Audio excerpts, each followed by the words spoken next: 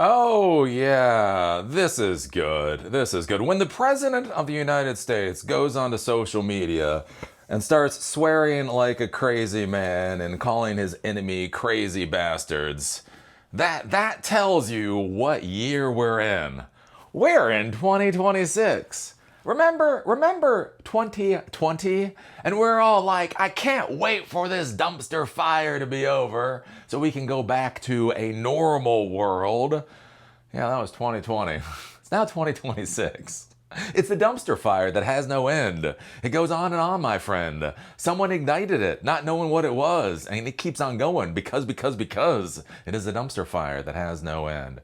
So I think this is kind of an interesting story to be thinking about from a technological standpoint, from a technology professional standpoint, because as I've said before, right, macro forces affect basically the infrastructure that we deploy, right? We had telecommuting for years, right? Back when I worked in the corporate world in like 2002, I remember the help desk blowing up because Comcast decided to turn off VPN pass-through on consumer grade internet service because they thought consumers didn't need to have VPN pass-through, and our help desk went insane because of all of our salespeople and all of our remote workers. Our telecommuters back then used VPNs to access our internal systems, and that was a complete clusterfuck. So it's kind of funny, right? You go, 18 years after that, and all of a sudden people are talking about remote work as if it's like a new thing. It's like, dude, this shit was old 20 years ago. Right? ISDN lines brought in the world of telecommuting. But, right, when COVID hit, that kind of accelerated the push for remote work, telecommuting, whatever else, right? It was a macro force to push people to use that particular type of architecture. Now, again, as the economy resets and companies need to get rid of a lot of employees very quickly, we have return to office, right? Again, and this is a macro force. The economy is going to hell, investment money is drying up, the whole nine yards. Therefore, CEOs and executives want employees to come back into the office. And so now you need to design an infrastructure for people returning back to the office, right? That's an important thing to understand as a technology professional, is we are always supporting the end user. Most of the time, we don't get a vote. We don't get a vote on what we're going to deploy or, what the plan is. We just have to deploy something. And so why I think this is interesting is with Donald Trump threatening to blow the ever-loving shit out of Iran, is that this is going to structurally take oil capacity offline for a long period of time. This war is already structurally taking oil offline for a long period of time. And so one of the questions that comes up is what happens when people simply can't afford to drive to work, right? One of the fascinating things with this, like one of the really scary things with this whole disaster, is I was listening to some economists, right? And so we talk about the war in Iran, we talk about the Strait of Hormuz being shut and the whole nine yards, and I'm thinking $10 a gallon gas or $15 a gallon gas, right? What would it do to the American economy if we had, $10 a gallon gas, right? That's where my brain is going. And what's interesting, as I listen to some of these economists, and they're like, what if we get to $4 a gallon gas? And I'm like, what? Again, we've had $4 a gallon gas many times in my lifetime and up until this point in time. It's not a good thing by any stretch of the imagination, but I don't really think about it collapsing our economy. But what the economists are talking about is we are already in an economically strained environment. We already have people that they find it very difficult to be able to pay their mortgages. We have cars. The average price of a car in the United States now is like $45,000. The average price of a car is already $45,000. Insurance rates are going up.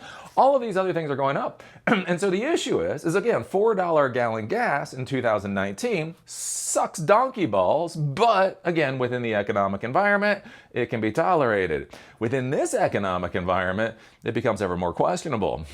And so if $4 a gallon gas becomes questionable, what about $5 a gallon gas and $8 a gallon gas? Right? That's one of the things like with authority figures. People have this idea that authority figures sit on high and look down on the peons and tell the peons what to do. And one of the things I always try to explain is there's always agency. There's always agency. Every transaction, there is two sides. You can tell the authority figure to go get fucked, right? That is a possibility. That's something you can decide. And what happens? What happens when Dell demands return to office? And then the employees are like, boss, I'm not trying to fight. Boss, I'm not trying to argue. Boss, I might even agree that it's better to have a culture be returned to office. But here's the thing. It takes me an hour a day to drive to work, which means I'm burning, again, with modern car. Again, think about this. Trump administration is trying to drive fuel economy down. So, you might be burning, anywhere between 2 to 4, maybe more gallons per day just to drive to work. That might be $20 per day to drive to work. That's $100 per week to drive to work. That's $400 per month to drive to work. At what point does that become untenable? And so that's the thing here, right? Is with Trump right now, Tuesday, right? Because he's being the big man. Trump is the big man. He's not having the yips. He's not having the yips. When it was his time to serve our country, he may have shit his fucking pants. He went to the doctor and begged the doctor to get him out of serving our country, pissing his fucking pants in the doctor's office until he got that bone spur waiver. But don't worry. Just because he shit his pants when it was his time to serve doesn't mean he has the yips about sending our brave men and women to get slaughtered and shredded in some foreign country, right? So he's willing, right? Tuesday will be the power plant day and bridge day all wrapped up in one in Iran. There will be nothing like it. Open the effing straight, you crazy bastards, or you'll be living in hell. Just watch. Praise be to Allah. President Donald J. Trump. So he's talking about a country, and again, this is important with Iran, a country of 80 million people. That is relatively modern, right? Again, they've got normal buildings, they got normal cars, and they got the normal stuff going on there. And he's talking about wiping out all the bridges and wiping out all the power plants. Again, he is literally putting war crimes on the table.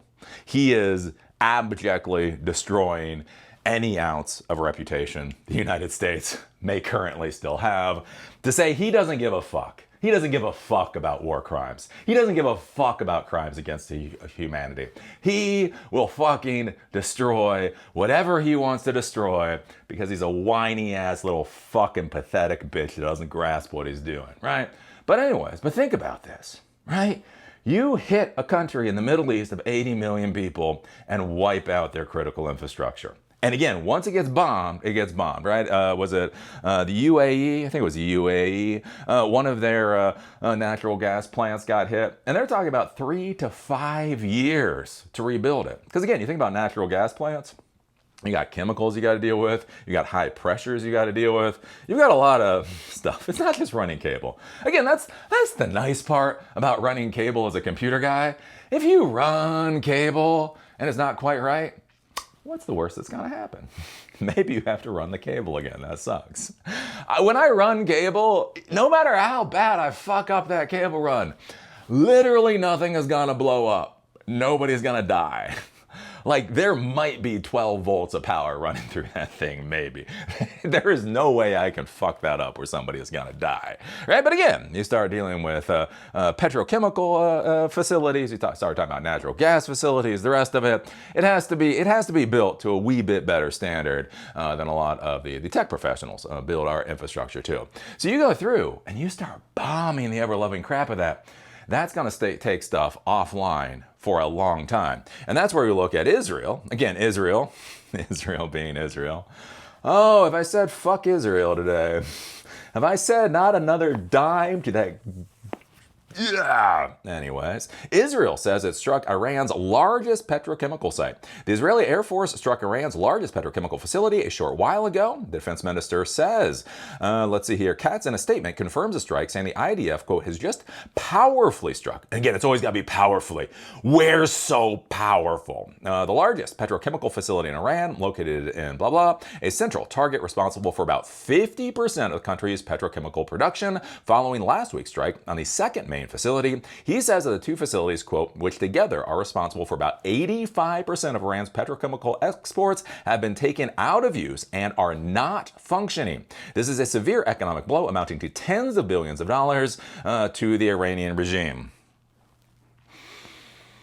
And here's you gotta think about it, right? I talk about this with money, right? Everybody's money is green, right? A blue hair's money, blue hair's dollar is green. A red hat's money is green. A sane motherfucker's money is green. Green money spends. If I get money from a blue hair, I can go to the cafe and buy myself a coffee. If I get money from a red hat, I can go to the bar and buy myself a beer.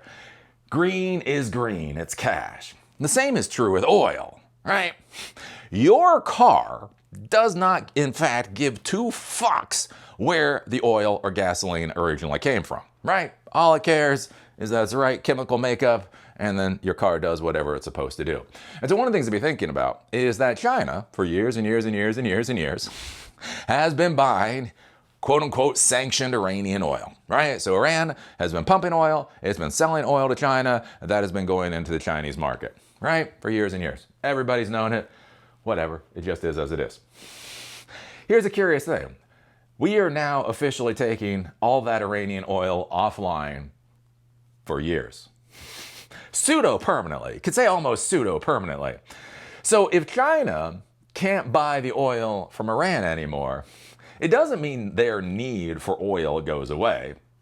They still need the oil, which means they're going to go to the open markets to buy oil, on the open market. It's a whole supply-demand thing, so that is going to raise the price of oil, right? On top of that, again, the Strait of Hormuz is shut down, so we've lost something like 10 million barrels of oil per day are no longer going through the Strait of Hormuz. And again, people need oil, which is going to jack the oil price up. We have Iran, and Iran is attacking facilities. They're attacking petrochemical facilities and gas fields and the whole 9 yards, and that is going to jack the price of oil up. And think about this. This is all damage that cannot be quickly unwound, right? A sanction can be quickly unwound, right? We have sanctions, now we no longer have sanctions, whatever, right? You close a gas plant because there's fighting in the area. It's not quite quick, but within a couple of weeks, the gas plant can be online again and producing oil. Again, you shut down the Strait of Hormuz, you just shut it down, right? You can reopen it. Again, it's going to take time, a couple of months for it to go through the system, but it'll work itself out. The thing to be thinking about right now, with all these attacks on all these oil facilities, remember, when Iran attacks oil facilities, that's a war crime. When Israel attacks oil facilities, come on, that's Tuesday. It's Tuesday, right? Anyways, but these oil facilities, all these facilities are being permanently, physically damaged. And again, you think about some place like Iran, where they have not been able to keep up with the maintenance and upkeep, preventive maintenance and that type of thing for many years. The damage being done to those facilities is going to be much greater than even the facilities in the UAE and the rest of it. So you think about it, these plants and this gas could go offline for years. What happens when your employees can't afford to drive to work? What happens when your employees can't afford a commute? It's interesting, one of the things I'll be talking about today is already, I think it's United Airlines and many other airlines are canceling flights. So again, with remote work, again, I'm here in Asheville. I call this the petaburb, right? We had suburbs, exurbs. I call this the petaburb. A lot of people live here and then basically commute to their main office once or twice per month or whatever, that type of thing. What happens when the flights get canceled? What happens when you can't live in Asheville and just fly to DC or fly to New York or fly to San Francisco whenever you want? What does that do for the employees, and what does that do for the company? I think this is something that we really have to be thinking about, because basically this war is going to be resetting our expectations of how our modern infrastructure operates. Much the same way that COVID reset, our ideas of how things should work, and other events in the past have. I think this is going to reset for a long, long time, because this war isn't going to be over on Tuesday, right? So Trump, we are going to commit war crimes, right? The United States is going to commit war crimes. We are going to commit, crimes against humanity. Iran is going to respond, probably with their own war crimes, with their own crimes against humanity. And then we're going to go tit for tat.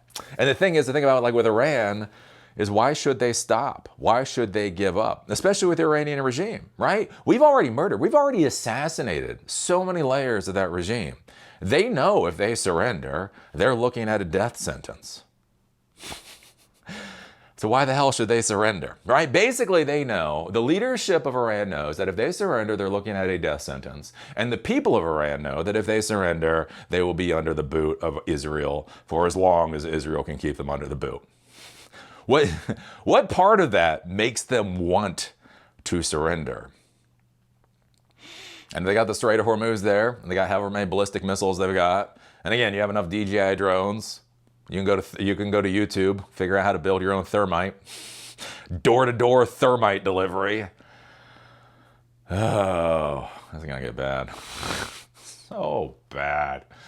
So what do you think about this? What do you think about Trump just going on the street through social and basically stating that the United States is going to commit war crimes? He is confident about committing war crimes. What do you think about the United States and Israel destroying Iranian infrastructure? What do you think about Iran destroying everybody else's infrastructure?